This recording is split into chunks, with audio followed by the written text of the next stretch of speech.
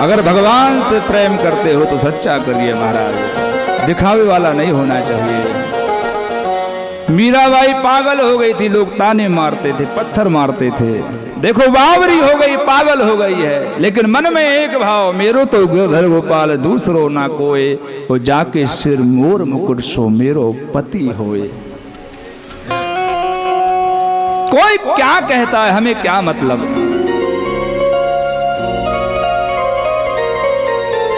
तो कलयुग में नाम की महिमा है। जो भगवान के नाम को भजेगा, जपेगा, उसको भवसागर से पार होने में कोई कठिनाई नहीं होगी। जब यहां श्राप लगा तो सुकृताल गंगा किनारे जाकर बैठ गए।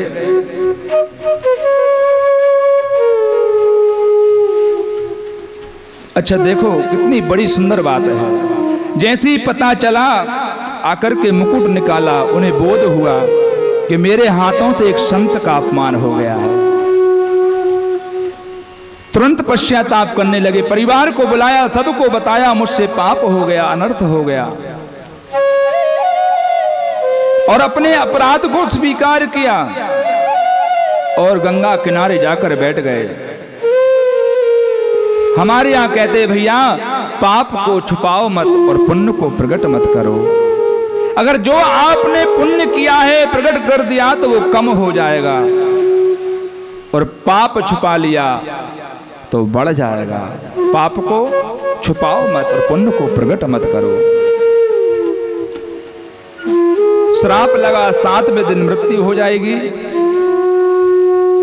तो जैसे ही सुना तो बड़े बड़े संत महात्मा आ गए, व्यास आ गए, सांडिल्य आ गए, अत्रि आ गए, वशिष्ठ आ गए, कश्यप आ गए, पाराशर बैठे हैं महाराज। बड़े बड़े साधु महात्मा आकर के बैठ गए हैं। हाथ जोड़ करके प्रार्थना करी, हमारे ऊपर गोविंद की बड़ी कृपा है। मैंने एक संत का अपमान किया, फिर भी देखो साधु संत मेरी उद्धार के लिए यहां पर आए हैं, बड़ी प्रार्थना करी है। एक ही प्रश्न किया, ऐसे व्यक्ति को क्या करना चाहिए जिसकी मृत्यु निश्चित हो गई हो। ये नहीं पूछा महाराज मेरी मृत्यु निश्चित हो गई, मैं क्या करूं। अगर ऐसा कहते तो स्वार्थी बन जाते। वो राजा थे, वो पांडवों के वंशज हैं, उनके पौत्र हैं महाराज। कितना सुंदर प्रश्न किया है, ऐसे व्यक्ति को क्या करना चाहिए। मालूम था सबको मरना है और 7 ही दिनों में मरना है, 8वां दिन तो बना ही नहीं है महाराज। तो सबके उद्धार प्रश्न किया है, सबका उद्धार कैसे होगा। अच्छा देखो कितनी बड़ी बात है। कहां पहुंचे हैं, गंगा किनारे, और आज पहली बार भागवती के तट पर, भागीरथी के तट पर भागवती बहेगी। महाराज जी साहित्य में 2 गंगाओं का वर्णन है, एक है भागीरथी और एक है भागवती।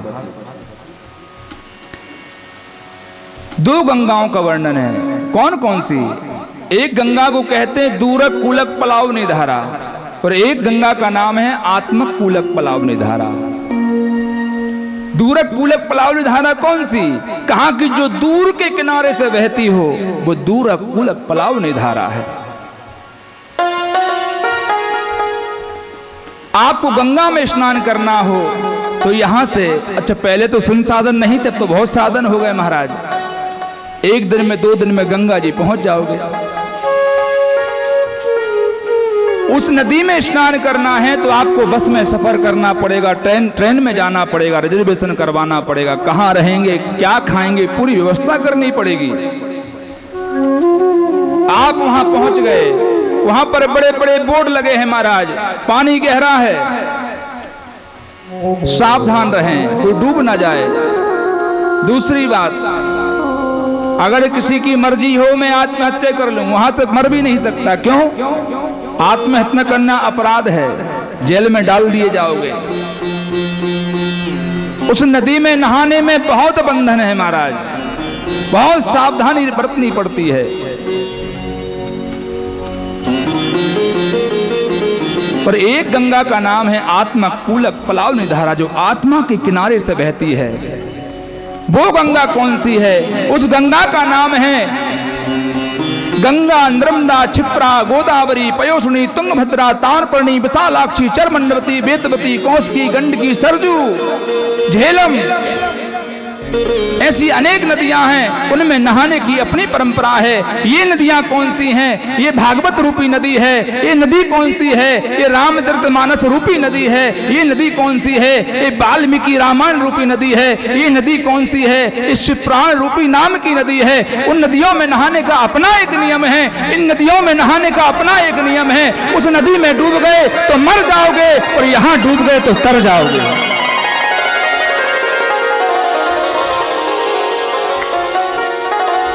यहां तो महाराज डूबने में आनंद है, तैरने में नहीं है।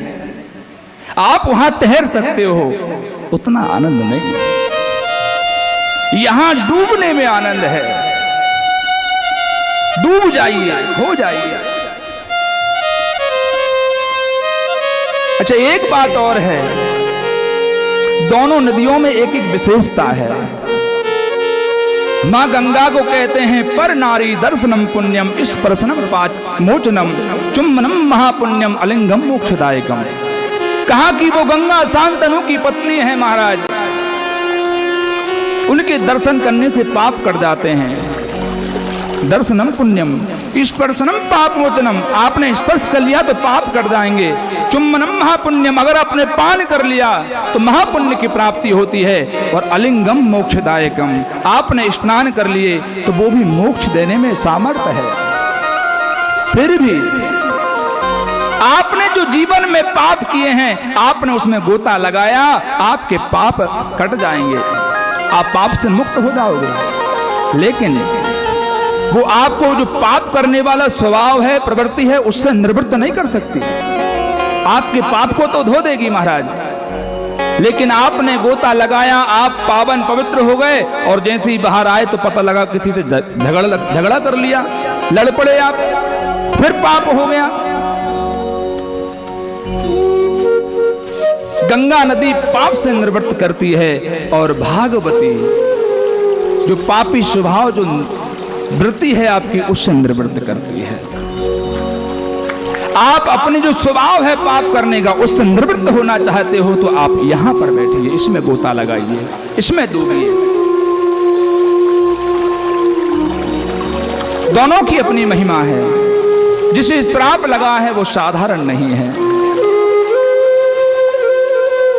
अच्छा, एक बात और कहें, हम इतनी विस्तार से इसलिए कथा गाते हैं महाराज, कई बार कहीं जाते तो कहते महाराज आप कथाएं ज्यादा कहा करो। कई बार क्रम के चक्कर में रस विहीन हो जाते हैं। अभी अगर क्रम को पकड़ के चलें तो 3 घंटे आराम से निकाले जा सकते हैं। ऐसे हुआ, फिर कथा में ये हुआ, वो हुआ, क्योंकि भागवत जी तो अनंत कथाओं से भरी पड़ी है। कथा सुनने से क्या प्राप्त होगा? पुण्य। ध्यान देना, किसी ने क्रम पूरा कर लिया तो पुण्य प्राप्त होगा। अब कहीं लिखा भी नहीं है महाराज कि इतना पुण्य आप इकट्ठा कर लो तो आपको भगवान मिल जाएंगे। कहीं लिखा है क्या? नहीं लिखा। जैसे किसी के अकाउंट में भैया 1 करोड़ रुपया है और कहें कि नांदेड़ में कहीं प्लाट चाहिए, तो कीमत पूछे तो कहेंगे 50 लाख, 1 करोड़ है कि ये जमीन है तो पैसा दे दो, जमीन आपकी। लेकिन यहां कहीं लिखा नहीं है कि आप 1 करोड़ पुण्य इकट्ठे कर लो तो आपको भगवान मिल जाएंगे, कहीं भी नहीं लिखा।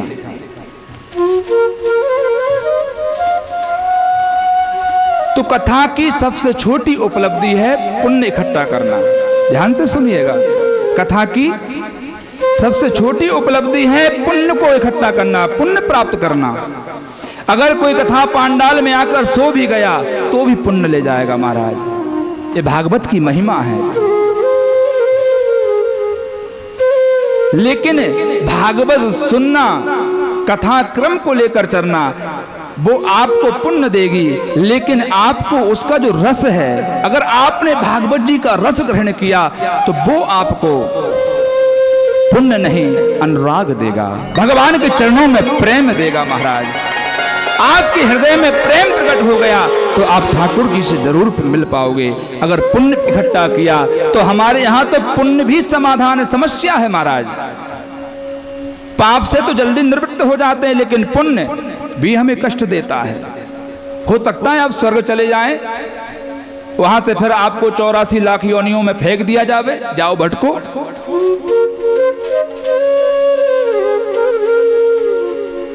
तो इसीलिए हम रस को लेकर चलते हैं, जिससे हमारे हृदय में भगवान के चरणों में अनुराग उत्पन्न हो, प्रेम प्रकट हो।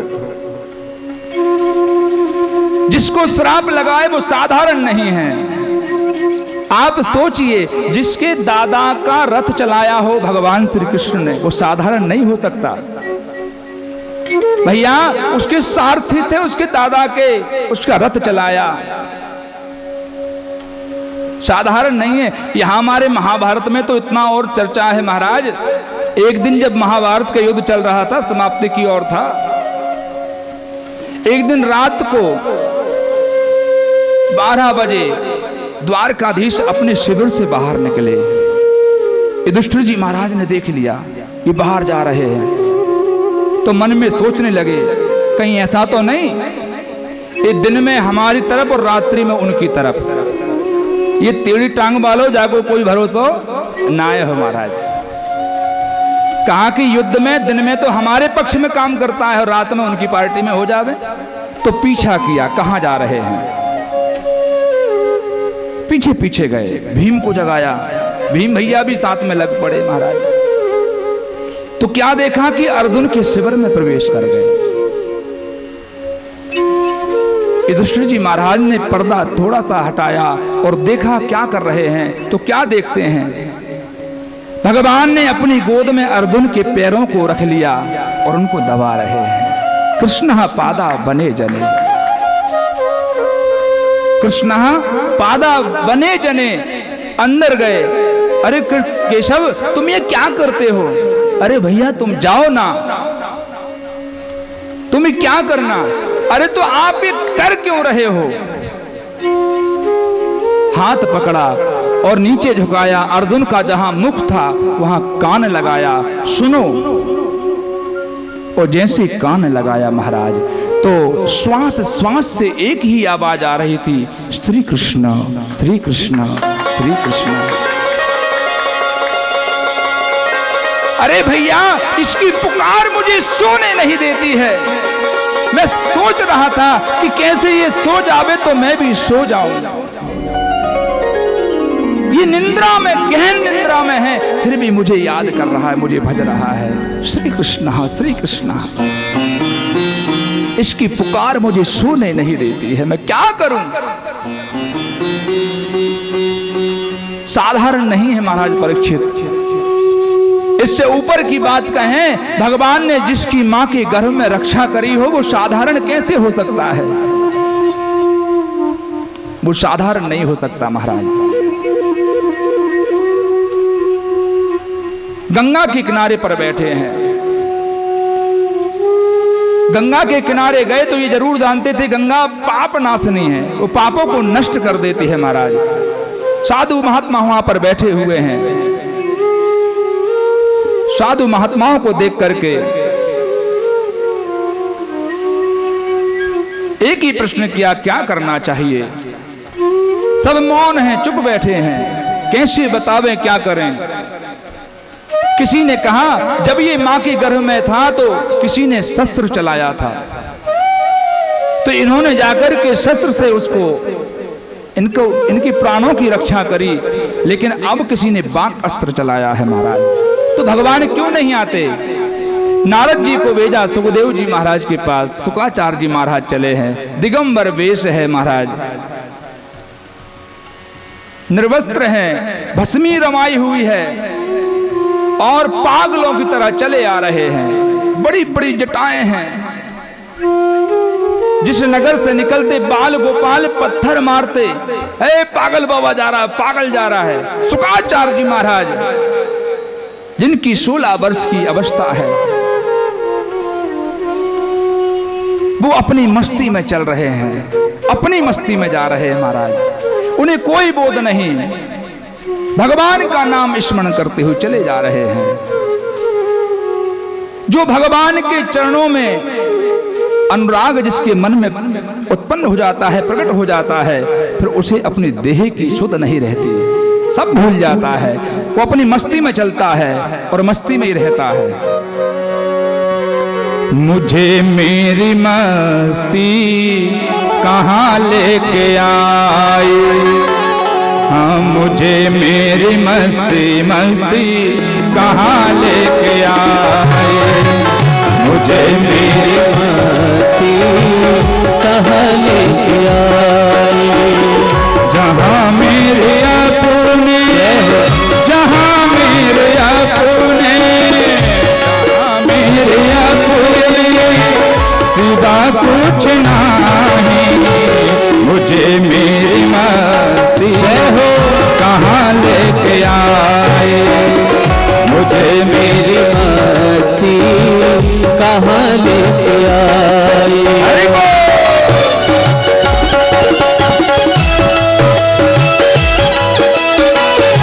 मस्ती में ताली की सेवा देते हुए जय हो।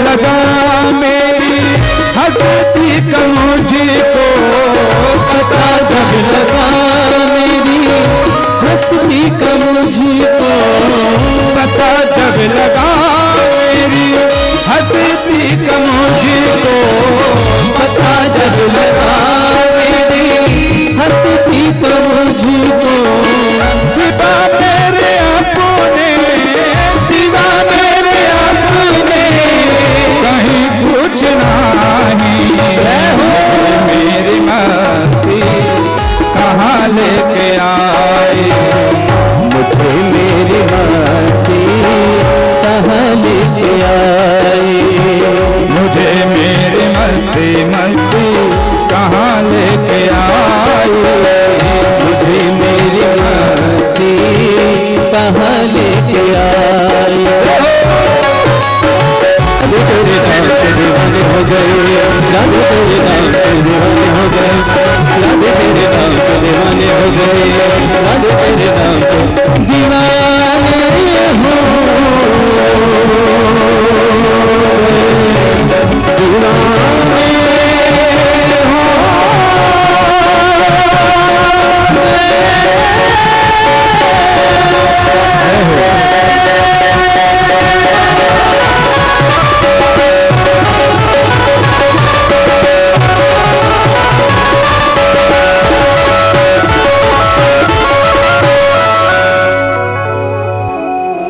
जहाँ मेरे अपने, जहाँ मेरे अपने, जहाँ मेरे अपने, जहाँ मेरे अपने सिवा कुछ नहीं, मुझे मेरी मस्ती कहाँ लेके आई। जहाँ पर सभा लगी हुई थी साधु सन्यासों की, वहाँ पहुँच गए। और सबसे अच्छी बात बतावें, उनके पिताजी बैठे थे वेद व्यास जी, जिन्होंने भागवत लिखी है महाराज। जैसे सुखदेव को देखा हृदय प्रफुल्लित हो गया महाराज, भाव से भर गया। आज मेरा बेटा भागवत का वाचन करेगा, आज वो जगत का उद्धार करेगा, कल्याण करेगा। हर माँ बाप की इच्छा होती है भैया उसकी औलाद उसका नाम रोशन करे।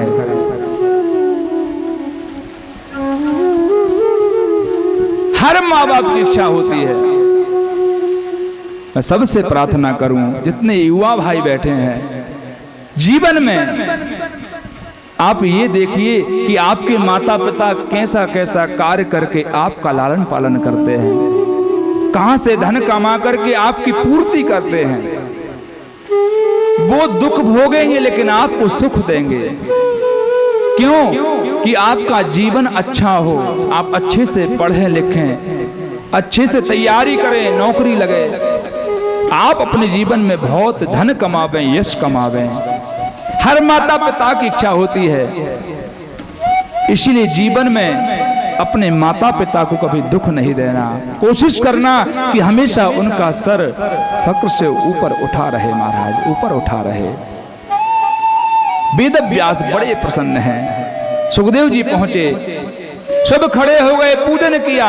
अवस्था है 16 वर्ष की, और जो साधु संत बैठे हैं सबकी अवस्था है, कोई 1 लाख वर्ष का है, कोई 2 लाख वर्ष का है, ऐसी उनकी आयु है महाराज।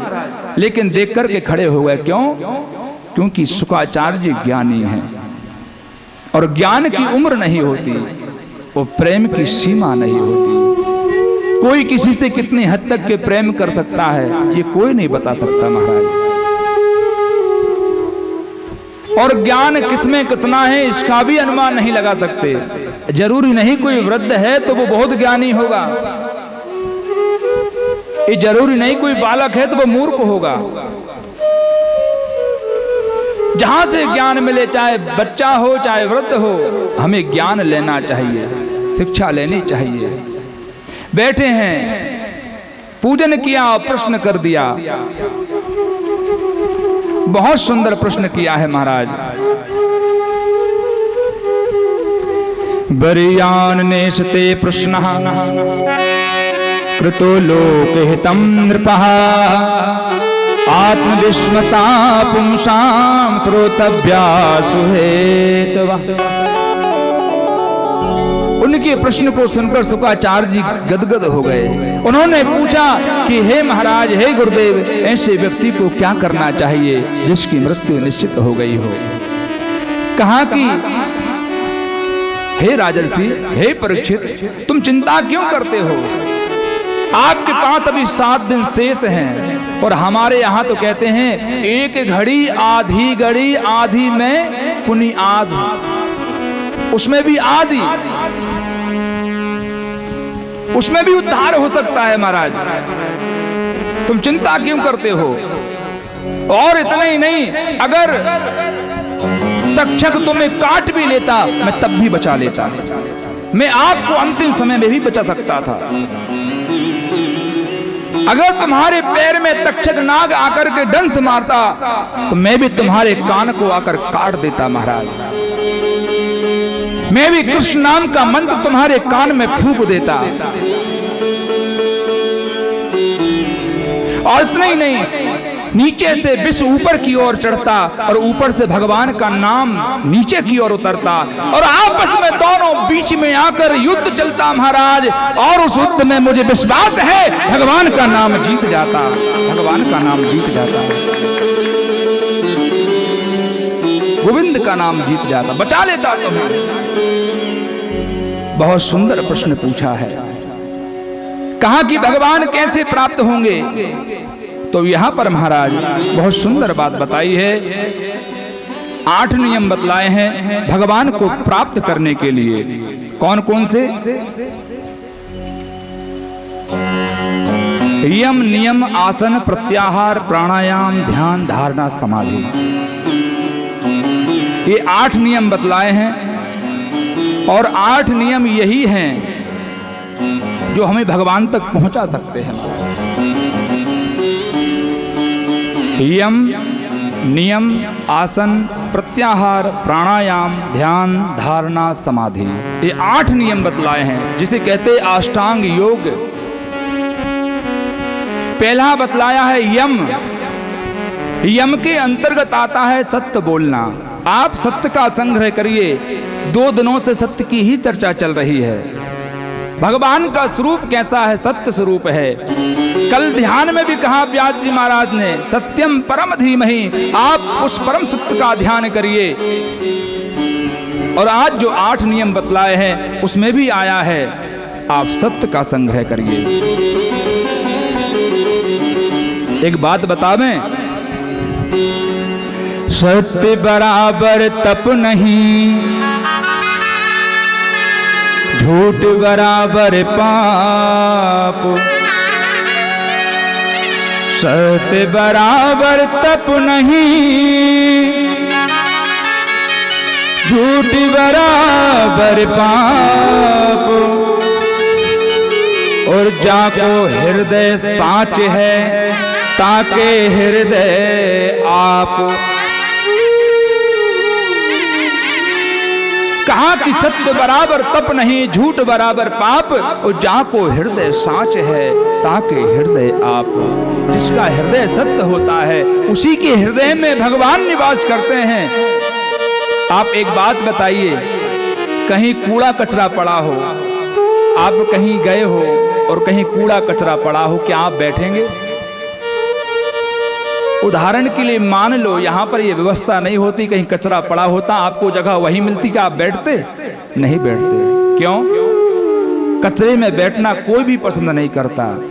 अगर आपके हृदय में कचरा भरा पड़ा रहेगा, उसमें द्वेष, राग, ईर्ष्या, मत्सरता भरी पड़ी रहेगी, तो क्या भगवान आपके हृदय में आकर बैठेंगे?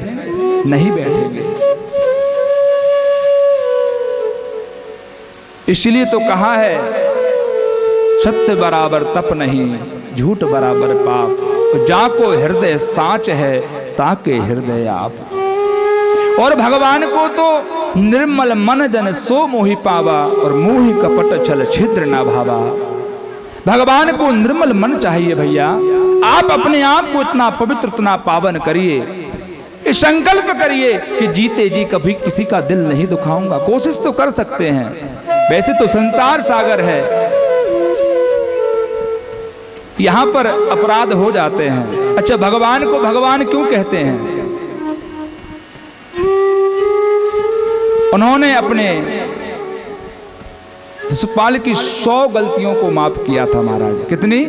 100 अपराध। अगर कोई हमें उंगली भी बता दे तो अपन लठ लेकर पीछे पड़ जाते हैं। कोई उंगली बता दे महाराज तो पीछे लट्ठी रखी हुई है तो उठा कर दौड़ जाएंगे। हमें उंगली बताता है।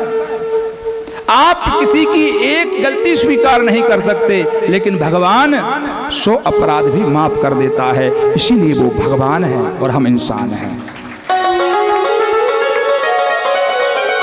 निर्मल मन जन सो मोहि पावा, मोहि कपट छल छिद्र ना भावा।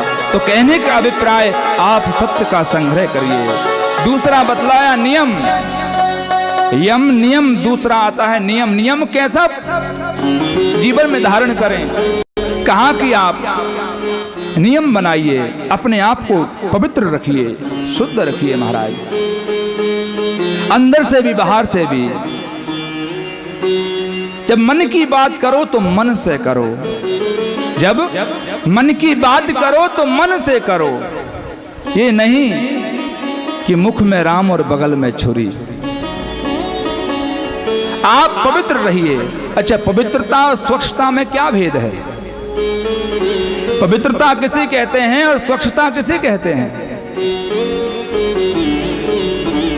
स्वच्छता क्या है भैया? किसी ने मकान बनवाया और जो टॉयलेट है उसमें बड़ी अच्छी चकाचक टाइल्स लगवा दी। किसी ने कहा भैया बड़ी सुंदर टाइल्स लगवाई हैं, चेहरा देख लो, चेहरा देख लो महाराज, अच्छी लाइटिंग लगी है, पीओपी पुटिंग सब है। और किसी से कहा जावे भैया यहां बैठकर भोजन कर ले, तो करेगा? अरे कछु तो बोले करो, करेगा? क्यों भैया? वो तो इतनी सुंदर दिखाई दे रही है, फिर क्यों भोजन नहीं करेगा? क्योंकि वो स्वच्छ है, पवित्र नहीं है। और किसी से कहा जावे भैया गौशाला में चला जा, भले गोबर पड़ा है, गौ माता का मूत्र पड़ा है, फिर भी किसी से कहे भैया यहाँ पर भोजन कर ले, तो वो साफ करके वहां भोजन कर लेगा। क्यों? क्योंकि वो जगह पवित्र है और टॉयलेट स्वच्छ है। इतना ही भेद है। तो आप अपने आप को पवित्र बनाइए। तीसरा बतलाया यम नियम आसन। जब हम भगवान के सामने बैठें तो आसन कैसा होना चाहिए जिससे आप आराम से अच्छे से बैठ सकें। जैसे हमारे परीक्षित जी बने हैं और उनसे नीचे बैठना नहीं होता भैया, शरीर है, रोग उत्पन्न हो जाते हैं। वो जहां बैठ करके अच्छे से कथा सुन सके वहां बैठिए, कोई रोक टोक नहीं है, बस मन कथा में होना चाहिए। पता लगा कि आसन में बैठे हैं, पतला आसन ले लिया, नीचे से पत्थर चुभ रहा है और बार बार ओम नमो भगवते वासुदेव, ध्यान आपका नीचे है, इधर माला चल रही है महाराज, मन तो उधर लगा तो माला कितनी भी घुमा लो कुछ नहीं होने वाला। आप सुखासन लीजिए जिससे आप सुख पूर्वक बैठ सकें। यम नियम आसन, फिर आता है प्रत्याहार। आप भोजन कैसा ग्रहण करें, आप भोजन कैसा ग्रहण करें। आप भोजन पवित्र ग्रहण करिए, सात्विक भोजन ग्रहण करिए। लेकिन आजकल मैं देखता हूं भैया परंपरा बहुत बुरी है, लोग बफर सिस्टम में जाते, जहां भोजन होता है चप्पल जूते पहन करके भोजन करते हैं और कहते भगवान को बिना भोग लगाए भोजन नहीं करना चाहिए। अगर आपने पैर में पन्हियां पहनी है तो आप भगवान को भोग कैसे लगाएंगे, कल्पना करिए कैसे लगाएंगे। और जैसा खाओगे अन्न वैसा बनेगा मन। और आजकल तो भैया बड़ी विडंबना है, लोग मोबाइलों में इतने व्यस्त हो गए हैं, इतने व्यस्त हो गए हैं, अगर कहें तो मोबाइल से गंदी चीज कुछ भी नहीं है। हाथों को तो धो लेते हो, मोबाइल को कोई धोता है क्या? कहीं से भी आए तो चालू, हाथ कैसे हैं चालू, उसको कभी नहीं धोया जाता, वो तो वैसा का वैसा है। खाना खा रहे किसी का फोन आ गया, फट से उठाया लगाया, हाँ भैया जीवन झाले का है, हाँ काहे घेतले। अच्छा, हमारे यहाँ जो घेतले शब्द है उसको कहते हैं बेवकूफ। ये बेवकूफ है। अभी यहाँ आए तो हमारे पंडित जी महाराज बैठे थे, तो किसी ने दो चार लोगों से पूछा आपने घेतले, आपने घेत, तो वो उठ कर देख रहे, ये भी पागल है, ये भी पागल है, ये भी पागल है, क्योंकि उसका अर्थ अलग है महाराज। अच्छी बात है, प्रेम से बोलना पड़ेगा और जोर से, राधे राधे जय हो। किसी का फोन आया, पति पत्नी को फोन लगा रहे, पत्नी पति को फोन, और कई बार तो ऐसा होता है भैया भोजन बना रहे हैं, भोजन बनाते पत्नी ने फोन लगा दी, ये भी कम ना है भाई, हैं भोजन बनाते समय क्या खाओगे जी, कहा कि आज तो आलू की सब्जी बना लो, और वैसे महाराष्ट्र में तो वांगेची भाजी। हाँ, मोबाइल चल रहा है। ध्यान रखना मेरी माँ, अगर आपने अपने जीवन में मोबाइल चलाते चलाते भोजन बनाया तो चलाने वाला मन बनेगा, और भगवान का भजन करते करते आपने भोजन बनाया तो भजन करने वाला मन बनेगा। इसलिए आप जब भी भोजन बनाएं तो आप भजन करते करते बनाएं। और फिर कहते हो हमारे पति की बुद्धि भ्रष्ट हो गई महाराज, हमारी सुनते नहीं, हम कुछ कहते तो मानते नहीं, अपनी मन की करते। बच्चा नहीं सुनता, क्यों सुनेगा मेरी माँ? आपने जैसा अन्न खिलाया है तो वैसे तो मन बनेगा। आप साफ पवित्र अच्छे मन से भोजन बनाइए तो मन भी अच्छा बनेगा। तो कितना ग्रहण करें जिसमें आप आराम से बैठ सकें। कुछ लोग तो भैया खाने के लिए जीते हैं, अच्छा अच्छा भोजन मिलता रहे बस, क्या कहना है, सुंदर सुंदर भोजन मिलना चाहिए। आप उतना खाइए जिसमें आप आराम से बैठ सकें, आप भगवान की माला कर सकें। पता लगा कि बैठे हैं, हाथ में तो माला है और कई बार तो गौमुखी में नीचे गिर जाती महाराज, और ऐसे पड़े हैं। किसी ने कहा भैया अरे मन से भज रहा हूं, नींद तो आ चुकी है महाराज, कई बार ज्यादा भोजन करने में दवाई आती है।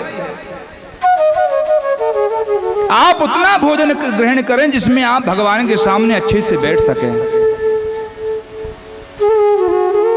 अच्छा, कुछ लोगों की आदत होती है बहुत अच्छा अच्छा भोजन करना।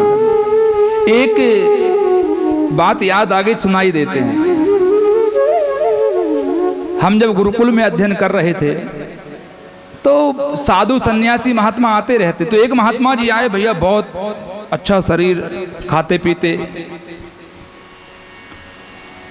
एक बार में कम से कम 20 चपाती कम से कम थी, ये सत्य बता रहे हैं व्यासपीठ से। उसके बाद भी एक दिन गुरुजी के पास पहुंचे, बोले महाराज जी डॉक्टर के पास जाना। बोले क्यों? बोले थोड़ा भोजन कम हो गया, तबीयत थोड़ी बरोबर ना लग रही। तो हम दिखाई दिए, बोले महाराज आप इनको डॉक्टर के पास ले जाओ, पास में थे। हम मोटरसाइकिल उठाए महाराज, पूरी सीट पे तो वो ही बैठ गए, हम तो टंकी पे बैठ के गए। अब जैसे तैसे वहां पहुंचे तो देखा सुबह सुबह की बात है, अभी खुलने में, क्लिनिक खुलने में समय है 2, 4, 5, 10 मिनट, तो होटल दिखाई दी। बोले थोड़ा नाश्ता कर लिया जावे, कहीं इंजेक्शन बाटल लगाने लगा। तो गए महाराज, 10 प्लेट पोहा की मार गए, 3 समोसे खा गए, पानी पी गए, डॉक्टर के पास पहुंचे। हमें नहीं मालूम काय के लिए आए हैं, क्यों आए हैं। हाथ दिखाया, बोले महाराज जी क्या हो गया? बोले भैया भूख कम लग रही, हमने माथा पीटा। 10 प्लेट पोहा की मार गए, कह रहे भूख कम लग रही है। अब क्या हमें खाओगे? भोजन जब देखो जब भोजन, और खा के ऐसे सोते महाराज, भजन भी गया, सब गया, बस भोजन भोजन भोजन। तो भोजन उतना करें जिसमें हम आराम से बैठ कर के भगवान का भजन कर सकें, इतना भोजन करिए। यम नियम आसन प्रत्याहार, फिर आया है प्राणायाम। आप प्राणायाम करिए, अपनी श्वासों पर विजय प्राप्त करिए, जिसमें आप ज्यादा जी सकें। कोई कहता है भगवान ने लोगों को उम्र दी है, लेकिन भगवान ने पक्षपात नहीं किया, भगवान ने सबको श्वास दी है। कछुआ 3 मिनट में एक बार श्वास लेता है तो 2000 वर्ष जीता है। कितना? 2000 वर्ष की आयु है कछुए की, क्योंकि 3 मिनट में एक बार श्वास लेता है। तो प्राणायाम करिए, श्वासों पर विजय प्राप्त करिए। यम नियम आसन प्रत्याहार प्राणायाम, फिर आया है ध्यान। हम किसका ध्यान करें? हम किसका ध्यान करें? तो कहा कि आप भगवान के सामने बैठ जाइए और उस परमपिता परमेश्वर का ध्यान करिए। जब आप भगवान के सामने बैठे तो संसार के मन आपके, संसार में आपका मन नहीं लगा होना चाहिए। ये पता लगा कि आप माला लेकर बैठे हैं, भगवान के सामने बैठे हैं, आपको याद आया कि मैंने तो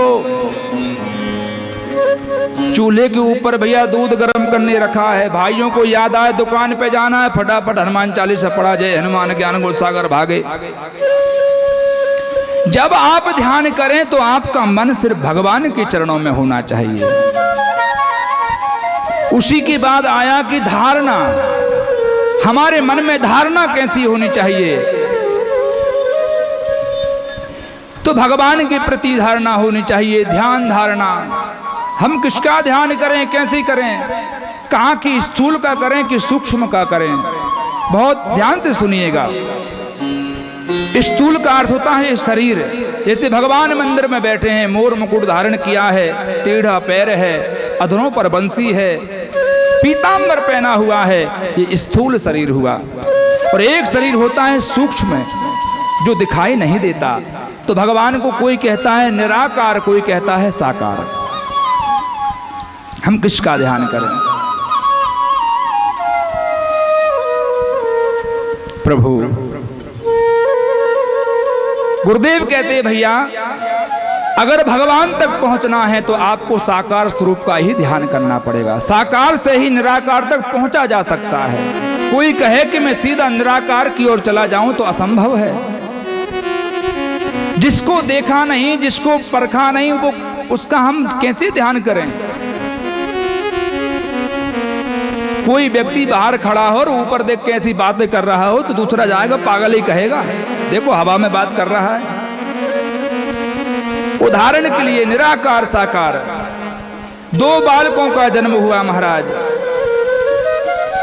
एक बालक का जब जन्म हुआ, उसकी माँ जन्म देते ही चली गई, गुजर गई। एक बालक का जन्म हुआ, उसकी माँ भी है, कुछ बड़े हुए। दोनों को सामने बिठाकर पूछा जावे कि भैया बताओ तुम्हारी माँ कैसी दिखती है। तो जिसकी माँ नहीं है उसने अपनी माँ को देखा ही नहीं, तो वो क्या चित्र बनाकर देखा। दोनों से कहा आप चित्र बनाइए।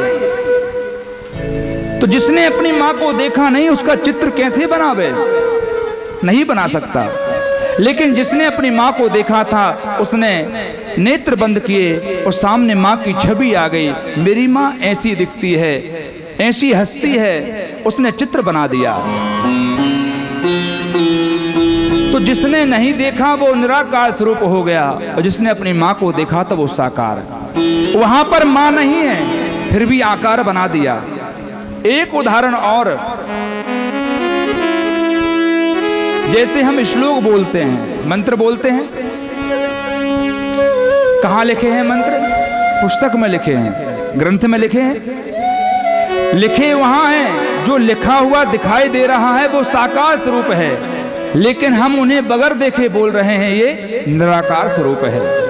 यहां मंत्र दिखाई नहीं दे रहे लेकिन फिर भी हम बोल रहे हैं, बता रहे हैं ये निराकार स्वरूप है और वो साकार विग्रह है। तो कहा कि स्थूल से ही आप सूक्ष्म तक पहुंचे जा सकते हो। आप साकार स्वरूप का ध्यान करिए तो आप निराकार तक पहुंच सकते हो। प्रभु धारणा कैसी होनी चाहिए? कहा कि मन में सिर्फ भगवान का ध्यान हो और किसी का ना हो। अंत में कहा यम नियम आसन प्रत्याहार प्राणायाम ध्यान धारणा और समाधि। 8वां नियम है समाधि। इस समाधि क्या कैसे लगेगी? समाधि लगाने से होगा क्या महाराज? एक बार की बात है, एक राजा अपने गुरु से मिलने जा रहा था। उसके महल में एक तोता पिंजरे में कई वर्षों से बंद था। उसने प्रश्न किया, महाराज कहाँ जा रहे हो? कहा गुरुदेव से मिलने जा रहे हैं। अपने गुरुदेव से जाकर पूछना, उनसे कहना कि मेरे यहाँ तोता पिंजरे में कई वर्षों से बंद है, वो क्या करे, वो मुक्त कैसे हो? तो राजा ने कहा पूछ लेंगे। राजा गुरुदेव के पास पहुंचे, प्रणाम किया। जब आने लगे तब याद आई कि तोते ने कहा था गुरुदेव से मेरा प्रश्न का उत्तर लेकर आना। और जैसे ही राजा ने पूछा, महाराज मेरे यहाँ कई वर्षों से एक तोता पिंजरे में बंद है, उसका प्रश्न है कि उसका उद्धार कैसे होगा। और जैसे ही सुना गुरुदेव समाधि में चले गए, नेत्र बंद कर लिए महाराज। राजा लौट करके आया, तोते ने पूछ लिया, आपने पूछा? बोले हाँ पूछा, लेकिन गुरुदेव ने कोई उत्तर नहीं दिया। कुछ तो कहा होगा। अरे भैया जब मैंने तेरा प्रश्न पूछा, मैंने उनसे कहा कि कई वर्षों से पिंजरे में बंद है, वो क्या करे? तो गुरुदेव समाधि में चले गए। और जैसे ही सुना समाधि में चले गए, तोता गिर गया पिंजरे में, पिंजरे में गिर गया महाराज।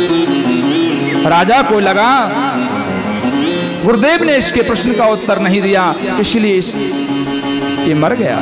इसने इसके नेत्र बंद हो गए। उसको पिंजरे से निकाला और बाहर रखा।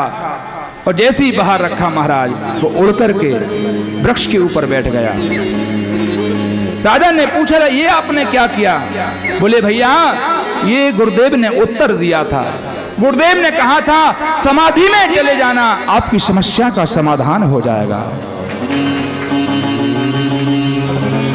हम भी संसार रूपी पिंजरे में बंद हैं महाराज, हम मुक्त कैसे हो गए? तो कहा कि आप समाधि में चले जाना, आपकी इस समस्या का समाधान हो जाएगा। प्रेम से बोलना पड़ेगा जय हो। ऐसे 8 नियम बतलाए। फिर पूछा गया गुरुदेव एक बात बताइए, भगवान ने दुनिया कैसे बनाई, ये सृष्टि क्यों बनाई, क्या बात हो गई? यही प्रश्न नारद जी ने ब्रह्मा जी से पूछा था। यही प्रश्न विदुर जी महाराज ने उद्धव जी से पूछा था।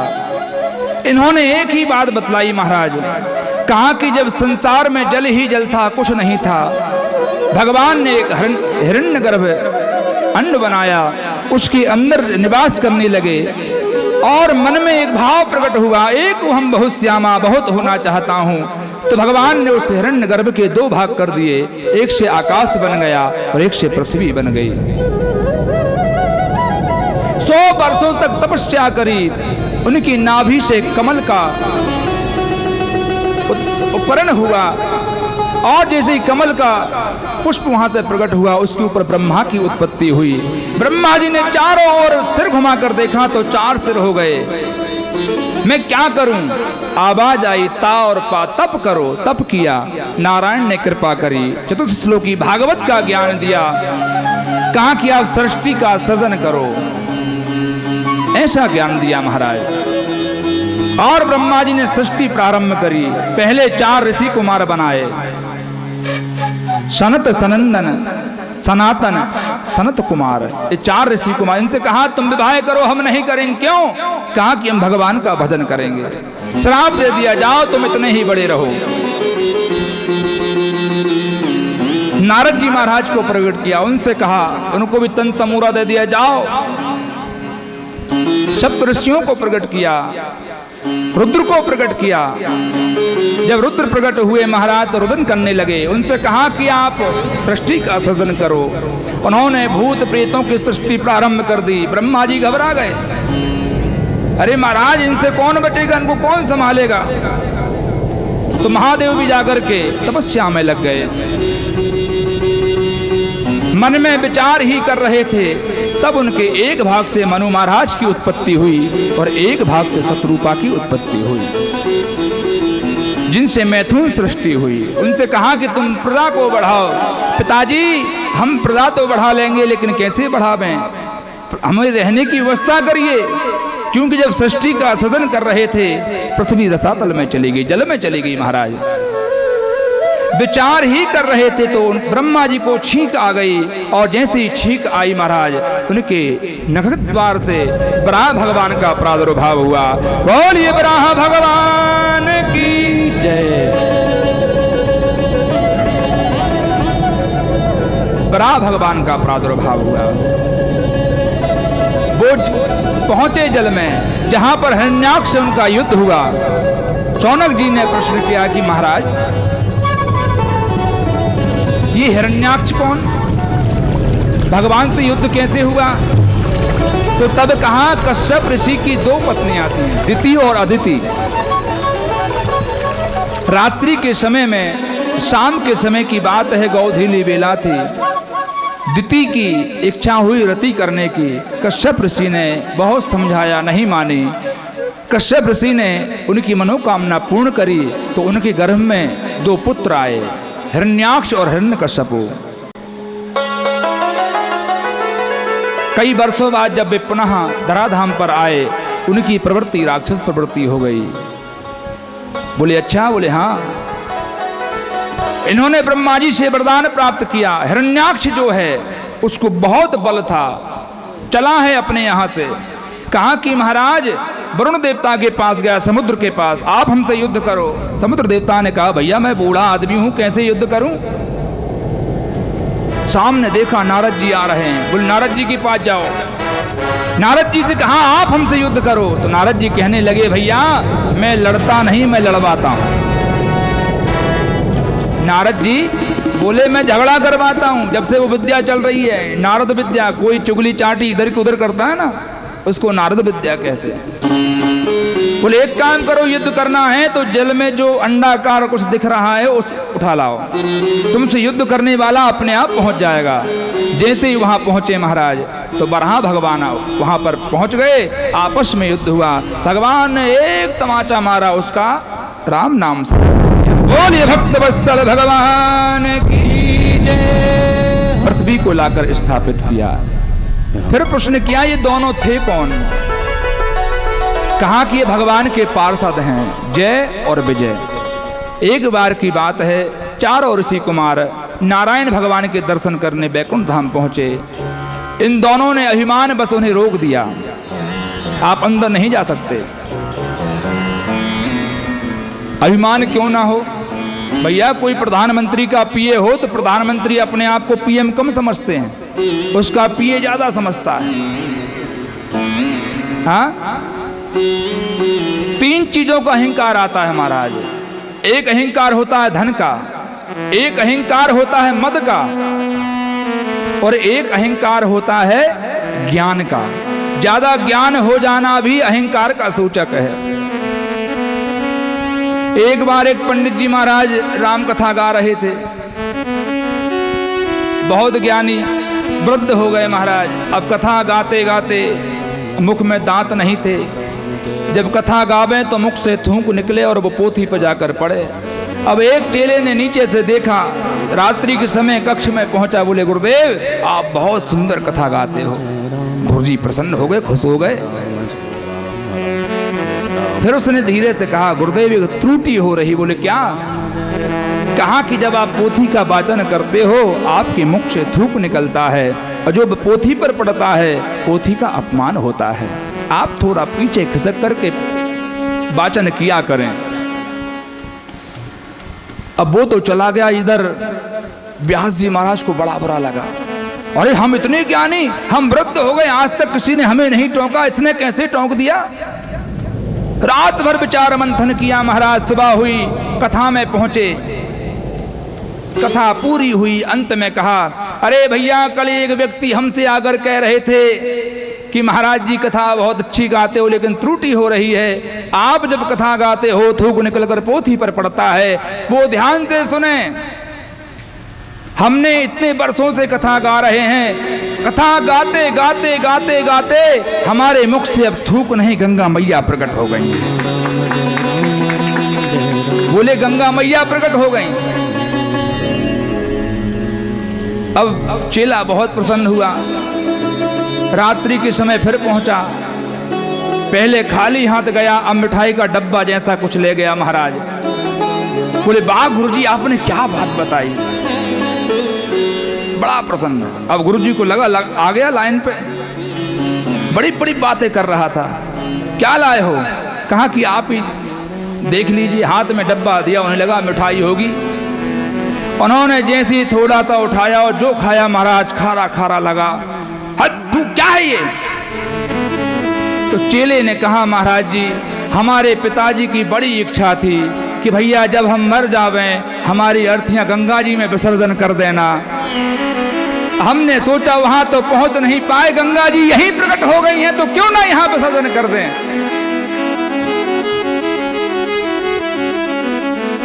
तो कई बार ज्ञान भी अहंकार का सूचक बन जाता है। प्रेम से बोलना पड़ेगा और धीरे और धीरे। जो लोग नहीं बोल रहे हैं वो लोग बोलेंगे। अब आप नहीं बोलना मैया जी, इधर वाले भैया थोड़ी कंजूसी कर रहे हैं। एक साथ वाह भाई, आप सब मिलकर के राधे राधे। वाह भाई, थोड़ा आनंद आना चाहिए। हा?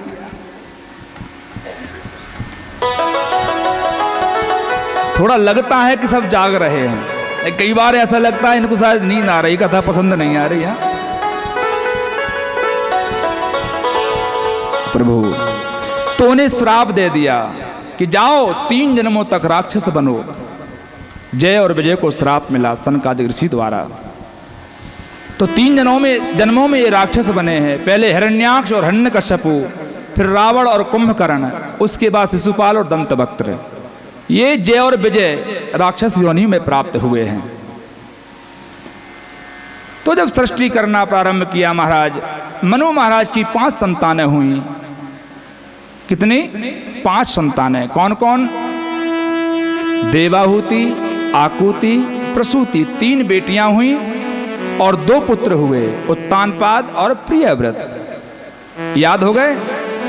देवाहुति, आकुति और प्रसूति 3 बेटियां हैं, 2 पुत्र हैं, उत्तानपाद और प्रियव्रत।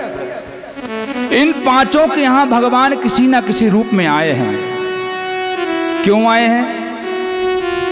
क्योंकि इन्होंने इतना पुण्य किया है, इतना भगवान को भजा है, भगवान की तपस्या करी है, इसीलिए इनके यहां भगवान स्वयं पुत्र बनकर आए हैं।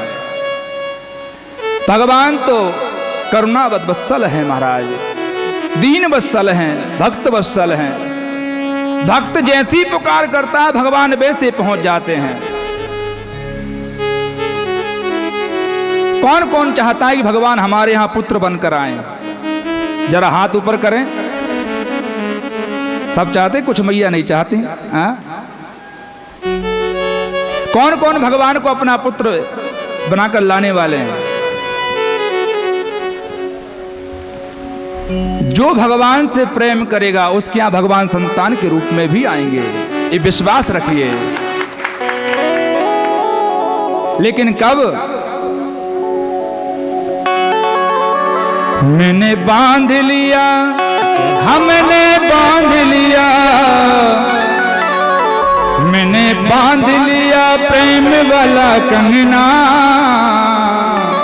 आओ हरि आओ मेरे अंगना, आओ हरि आओ मेरे अंगना, आओ हरि आओ मेरे अंगना, आओ हरि आओ मेरे अंगना। मैंने बांध लिया, मैंने बांध लिया, मैंने बांध लिया, मैंने बांध लिया। किसने बांध लिया? हाथ ऊपर करे। भगवान से प्रेम किसने बांधा है? सबने।